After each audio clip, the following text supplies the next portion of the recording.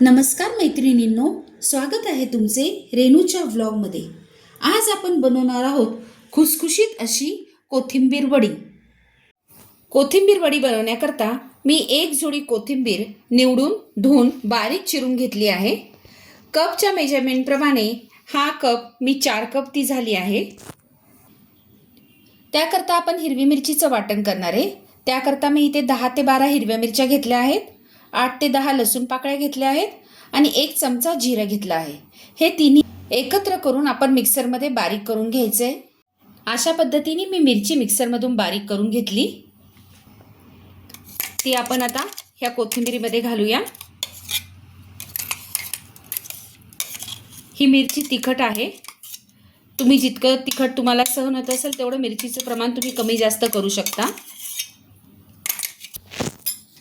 आता मी त्यामध्ये घालतीये हळद। 1 छोटा चमचा हळद घालायची। 1 छोटा चमचा पांढरे तीळ। तिळामुळे छान खुसखुशीतपणा येतो वडीला। चिमूटभर हिंग। 1 छोटा चमचा लाल तिखट। 4 कप आपण बारीक चिरलेली कोथिंबीर घेतली होती। 1 कप मी डाळीचं पीठ यामध्ये घालतीये। त्यात अर्धा कप तांदळाचं पीठ घालतीये। तांदळाच्या पिठामुळे वड्या छान कुरकुरीत होतात।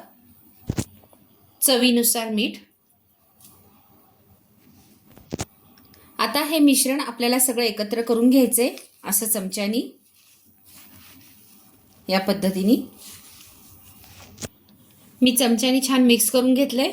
ज्या मिक्सरच्या भांड्यामध्ये मी मिरची बारीक केली होती त्यातच थोडंसं पाणी घेतलंय आणि थोडंसं पाणी ह्यात घालणार आहे। जास्त घालायचं नाहीये पाणी आपण, आणि छान पीठ मळून घ्यायचंय। तुम्हाला जर असं वाटलं की आपलं पीठ छान बांधलं जात नाहीये तर तुम्ही त्यामध्ये अजून थोडंसं 2 चमचे बेसन पीठ ॲड करू शकता।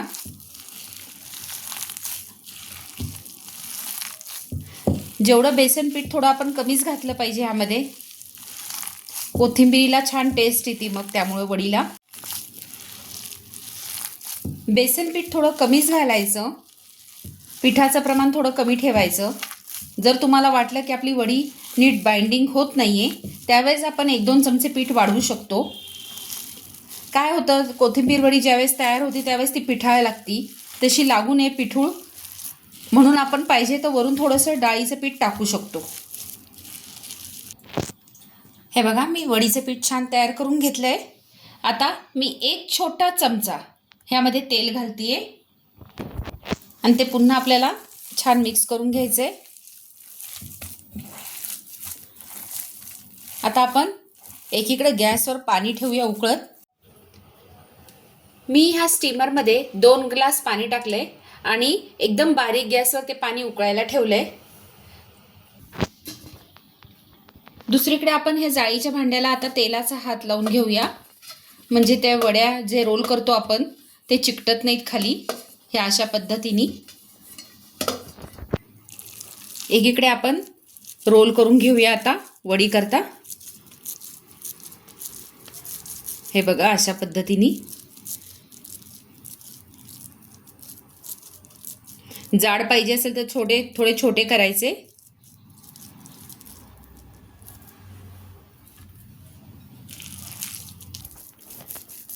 माझा स्टीमर छोटा आहे त्यामुळे मी छोटे छोटे रोल बनवतीये आणि जाडसं होतात त्यामुळे ते।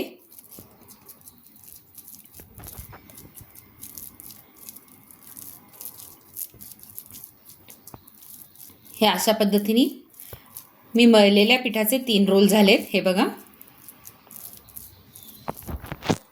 आता मी प्लेटमध्ये थोडेसे पांढरे तीळ घालतीये। आता त्या पांढरे तीळ हे रोल थोडेसे असे फिरवून घ्यायचे,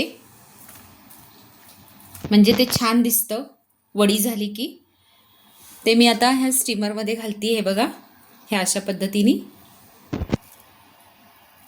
मी दुसरा रोल असाच फिरून घेते, छान दिसतं हे एकदम। हे बघा, तळल्या की त्या अजून छान दिसतात अशा।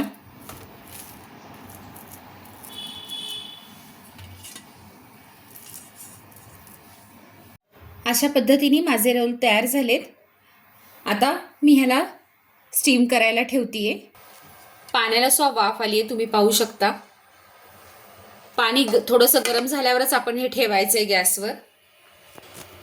आता मी त्यावर झाकण ठेवते आणि आपल्याला हे 15 मिनिटं शिजवून घ्यायचे मीडियम गॅसवर. आता 15 मिनिट झाले आहेत. मी एकदा झाकण काढून चेक करते. हे बघा, वड्या आपल्या शिजल्या आहेत. कलर त्याचा बघा, टेक्स्चर चेंज झालाय. मी आता गॅस बंद केलाय. आता आपल्याला एक 15 मिनिट हे थंड होऊन द्यायचे. हे बघा, वड्या पूर्णपणे थंड झाल्यात आणि हे बघा एकदम आरामात निघतायत त्या. आता आपण ह्या कट करून घ्यायच्यात. कट करताना थोड्याशा जाडसरच त्या करायच्या, ह्या अशा पद्धतीने. जर तुम्हाला पातळ पाहिजे असेल तर तुम्ही करू शकता. आणि हे बघा एकदम आरामात कट होत आहेत. पीठ कुठं चिकटत नाही आहे ते.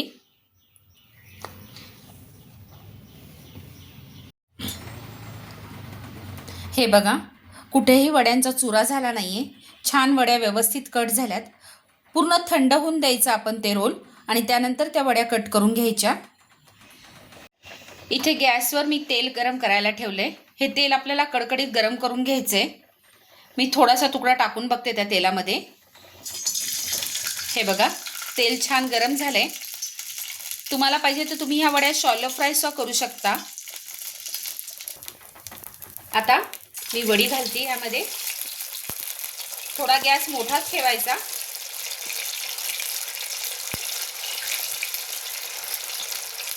आणि मोठ्या गॅसवर ह्या वड्या आपल्याला तळून घ्यायच्यात.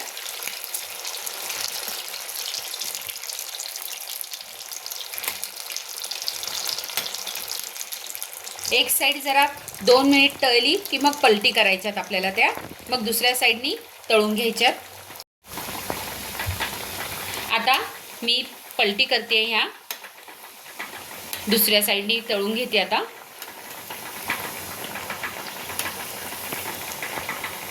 एक एक वडी अशी आपल्याला पलटी करून घ्यावी लागेल. हलक्या हाताने तळायच्या त्या. हे बघा, दोन्ही साईडनी वड्या छान तळल्या गेल्यात आता ह्या. आता मी ह्या काढून घेतेय.